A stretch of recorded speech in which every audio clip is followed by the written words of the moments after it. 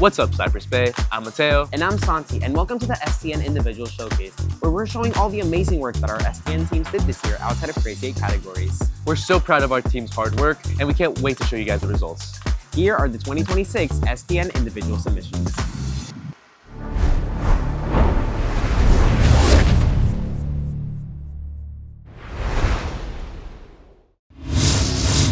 I'm Brian Bompton. I'm Samuel Perez. And along with Victoria Duque and Ella Clavijo, we had 7 hours to write, film, and edit a short film to the prompt, The Version of Me You Met. We placed third, and we're really proud of our final product. We hope you enjoy. My name is Buck Haybale, and I've been the sheriff around these parts for as long as I can remember. Helping the folks around town is my bread and butter, so you can best believe I was shocked to find this young lass who looked like she ain't never seen the sun. Howdy there, miss. You alright? I'm fine. Sure don't sound fine. Look, I'm the sheriff around these parts, and I can't let you sit in here being all sad and not at least try to help. What kind of sheriff rides a...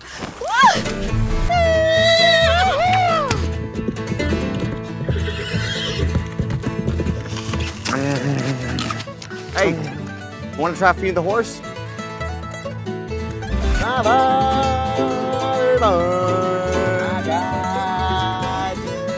Okay, no, I gotta ask now, because it has been killing me. What are you doing in that sketchbook? It's nothing really. It's kind of bad, actually. My God. Are these doodles of me? These are amazing. Why don't you show these to more people? It's stupid. They're just sketches anyway. Look, the version of me you know is not who I always was. Matter of fact, I was actually like you once. Scared, alone, lost in the world. Until the day I put this here hat on and I realized that the only thing that actually matters is making people smile. These here drawings can make people smile. Here, see that guy over there? Why don't you try giving him a drawing? What if he doesn't like it? Well, if you never give people a chance to like it, they never will. So, might as well try.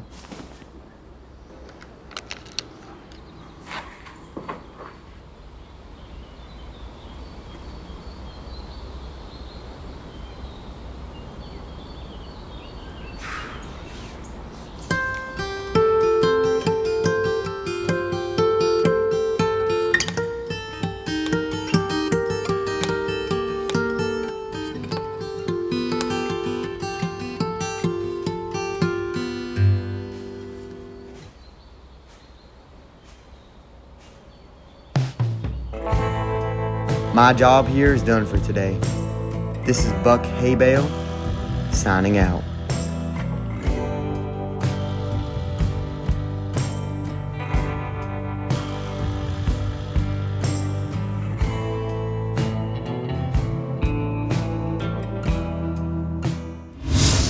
What's up, Cypress Bay? I'm Clara Name, and alongside Luke King, Juan Vasquez, and Gabby Moran, we had 6 hours to write, film, and edit a news story.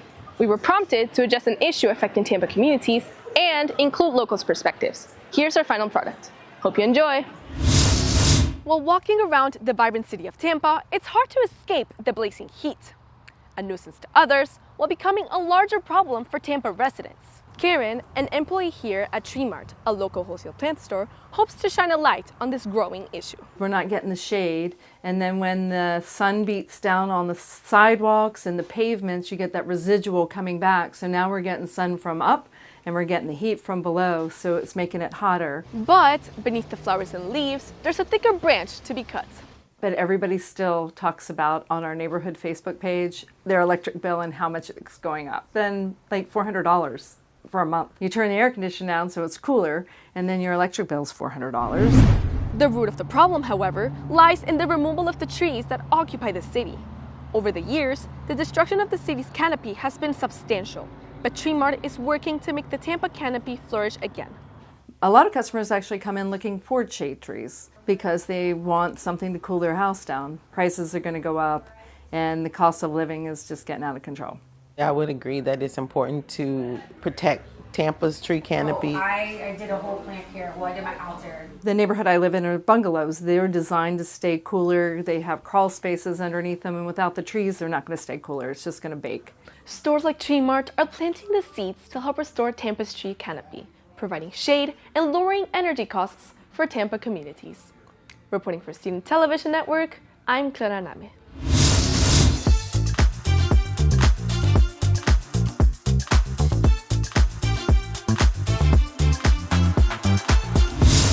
Here in Tampa, You Do the Dishes, a 2-decade local coffee and pottery painting experience, strives for customer service despite the changing currents. We started the business because my daughter took a trip to South Beach, actually, and she saw one of these places. We're going on 28 years, so it was a long time ago. When they were there, they wanted to paint, but they couldn't paint because this place did not ship. And so they couldn't paint, they were disappointed. And they thought, well, if we started a business like that, we would do shipping, we would have coffee. And so that's how it started. I had 4 little kids all close together. And so as they were growing up, I became a lunch lady. And so I really love kids. So a lot of times when I'm asking them to paint, they look at their mom and I'll say, well, tell me now, what color? Do you like blue? Trying to get them to engage. And I honestly feel that that's important. It's just so different these days. Well, to be honest, I get so many compliments and people love it and people come back and that my kids were here, now I'm bringing my grandkids, and I try to make an environment where people feel at home with kind of music I like and just comfortable that they want to come back.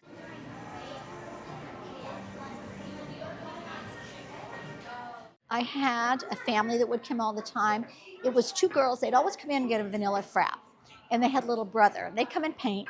And while they were painting or whatever, the little kid was always going through the stools, running around. The mom was always correcting him. And just you knew when they were coming, you had to watch the little boy.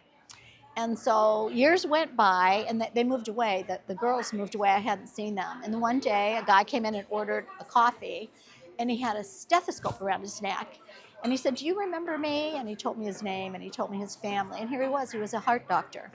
And I mean, it's just that when you're in business for so long, I mean, I was just sort of flabbergasted that I remembered him as a little kid running around. And that happens all the time. But I love my customers. I just love interacting. I mean, I could be home, I could be watching TV, I could be gardening or whatever, but I prefer to be with people. I'm a people person, and I just hire people. People. On the surface, it may seem like You Do the Dishes is just your average pottery studio. But every dab of color and stroke of a paintbrush is just one more layer on the canvas of Cindy's mission. Reporting for Student Television Network, I'm Anissa Bajaj. Hi, I'm Matias Arango. And I'm Robbie Collins. And us, alongside our 2 teammates, Jack Yiltz and Nikita Albul, had 7 hours to produce a music video to the song Breathe by March the Machine. Jack, we're doing something right now. Anyways, it's a real blast of the past. Hope you like it.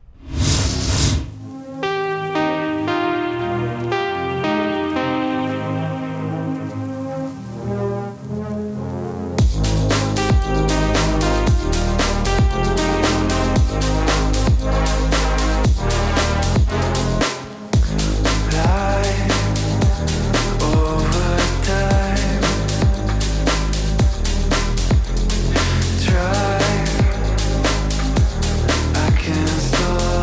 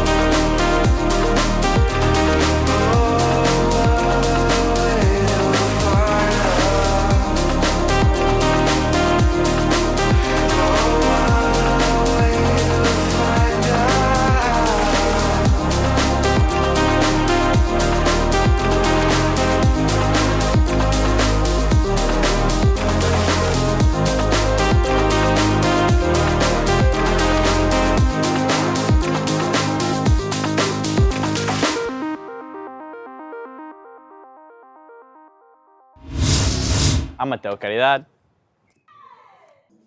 I'm Zachary London. And I'm Ren Wallace. And even though we didn't get to submit our sports panel due to technical difficulties, we're still proud of our work. Hope you enjoy. Welcome back. Year-round sports culture is when athletes are on the field or court all year round, and it's on the rise. Parents are signing kids up for fall leagues, spring leagues, and summer camps. It never stops. Zach, Mateo, what do you think? Yeah, so look, I don't think it's too much at all. If you're truly serious about a sport, then you have to be putting in the work constantly. Pro athletes, they live and they breathe to play. For them, sports isn't a hobby and it's not for fun. It's a job. And even more so, their game, it's their whole life. Look, Mateo, I hear you, but come on, these are kids we're talking about, man. Their bodies aren't even fully developed yet. And when you have a young athlete running through multiple seasons of a sport with no real breaks, they're bound to get hurt. ACL tears in kids are on the rise. And you're starting to see kids as young as 12 needing Tommy John surgery because of an overworked arm. Well, if the kids take the proper measures of recovery and they train correctly, then these injuries just won't happen. If I was a kid and I wanted to play alongside my favorite superstar one day, then I'd start training like one.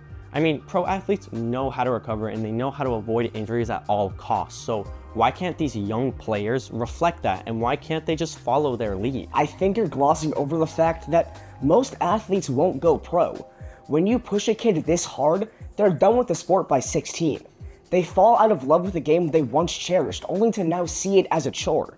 Year-round sports culture isn't creating athletes, Mateo. It's creating kids who hate the game. Okay, but Zach, if these kids genuinely love playing their sport and they love putting all this time and effort into it, we should let them. I mean, this doesn't mean we need to pull the reins on them either. But that's not what I'm saying. I'm saying we let the kids work hard, but let them breathe a bit too. Rest is part of the process. I think you both make some good points, but we have to move on. We'll be right back after this break. I'm Abigail Moon. I'm Sophia Moreau. And I'm Gustavo Zorrilla. And this year, we worked together over 6 hours to create a commercial for a fictional product, including the tagline, Rethink What's Possible. That's right, we worked hard over 5 months to get to the STN convention. And with our efforts, we helped bring home a first place trophy. Here it is. And we hope you enjoy. So, what floor were you on again? We're on floor 22. Having a hard time getting to your friends? This is impossible. Here, try this. Introducing Telesend, the new premier quick teleporter. Teleportation made possible. Day out with the girls? Hold on. With Telesend's multi-feature, you're there in seconds. Hey Sophie, you should take a selfie. I forgot my phone. Don't worry, the Telesend has unlimited teleports. Use it whenever, wherever. Telesend, rethink what's possible. I'm Malaya Duke. I'm Johan Fernan. And I'm Anthony Rue. We had 6 hours to create a nap package for this year's STN individuals. Our prompt was embracing the unexpected. And in that short time, we explored how people in the Tampa Bay area work to support their community. We may not have place, but the story we found was worth telling. Here's our story.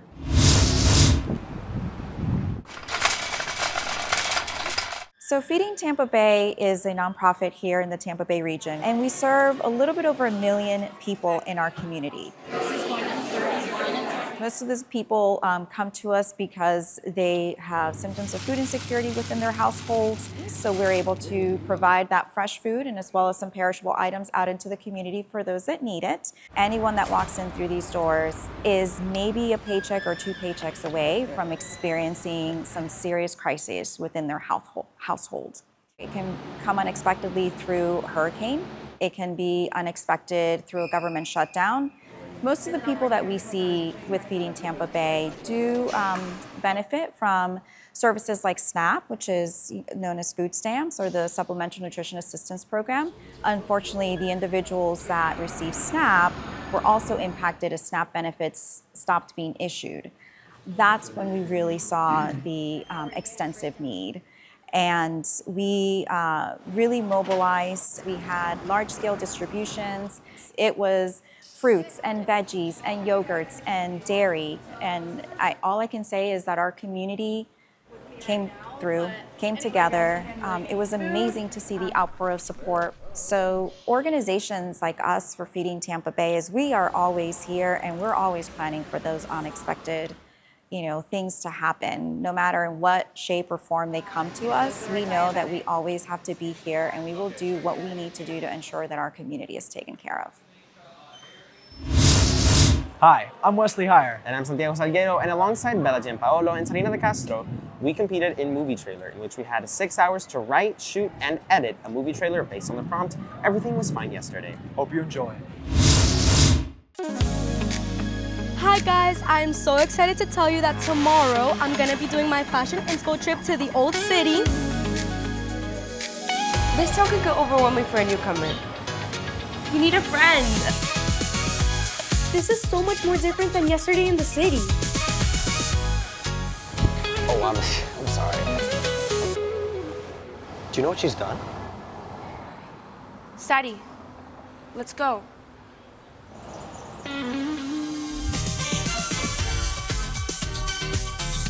They're saying you did something. Everything was good yesterday, until I met you. What are you hiding? The people here lie. That's why you stick with me.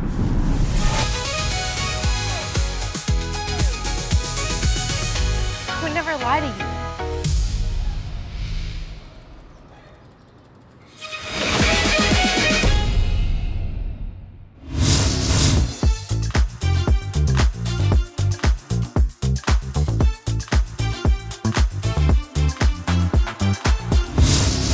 In a world dominated by cell phones and digital cameras, it is becoming less and less common to come across traditional film photography. At Coastal Film Lab, Steven Sain strives to carry on this practice by processing and developing film. I think everybody's kind of rediscovering what the purpose of film photography is in, kind of our current age, right? There was a big changeover when everybody kind of shifted into digital. So all the people that were using film just because they had no other choice as a way of taking pictures kind of stopped doing that. And then there was like kind of lull where everybody got really excited about digital to the point that that was just kind of what everybody was into. And then I think everybody kind of rediscovered it in the era of social media. It's an intentional way of taking photos that it allows you to kind of be offline and not on your phone. It really forces you to focus on whatever you're seeing. Hopefully is less performative. So it's less like you're not able to see that result immediately. And so you're kind of more focused on whatever you're seeing and taking photos of in that moment. And so I think that seems to be what people value about it a lot, is that aspect of it. And then also it's something that you have a hard copy proof of it being real. So in the era where things are getting turned to AI image generation and stuff now, like if you take an image on film, like you have a way of proving that it is like a real thing that really happened, that really exists. And I think that also has some value that we weren't maybe aware of before. Film photography, it can have some extra meaning, and that usually just becomes because you're putting your money where your mouth is. It's expensive and you have to try. It's not a given that you'll get a good photo out of it. And so I think that aspect of it does tend to produce good results, or meaningful results perhaps. So it's not the same as it was before, because it used to just be a commodity thing. It used to just be, oh, this is the way how you take pictures, versus now it's more of an artistic technique. In a new world built on speed and convenience, places like Coastal Film Lab prove that sometimes the old ways still have a place. Reporting for Student Television Network, I'm Stephanie Alfonso.